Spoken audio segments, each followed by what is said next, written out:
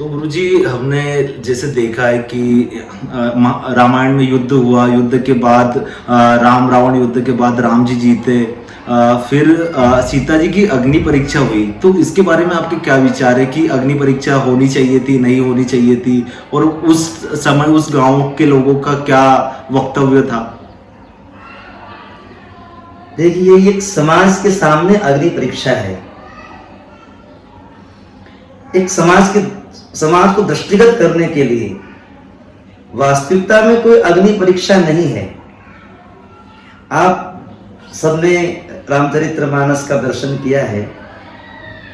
भगवान जब पंचवटी में बैठे थे तो भगवान एक दिन अकेले बैठे थे माता जानकी के साथ में, और भगवान ने माता जानकी जी से कहा कि तुम पावक मह करहु निवासा, और जब लगी करहूं निशाचर नाशा। तो भगवान ने माता जानकी जी को पावक यानी अग्नि के पास छोड़ रखा था, सुरक्षित। कब तक? कि जब लगी करहूं निशाचर नाशा, कि हे देवी तुम अग्नि देवता के पास सुरक्षित रहो।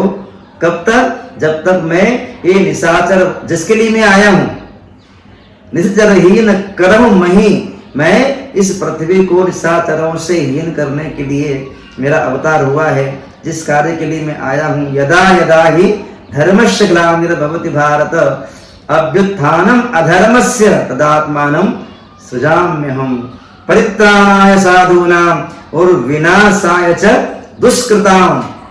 इन दुष्टों का विनाश कर दूं तब तक तुम अग्नि में प्रवेश करो। अब अग्नि में निवास कर दिया, भगवान की पूरी लीला हो गई, रावण वध हो गया। तो जो वस्तु जहां रखी थी उसको वहां से लेना पड़ेगी। माता जानकी जी को अग्नि के समीप किया था सुरक्षित, और उन्हीं से वापस लिया। लेकिन समाज को दृष्टिगत करने के लिए कि समाज कहीं उंगली न उठाए, इसलिए समाज को भी दिखाया।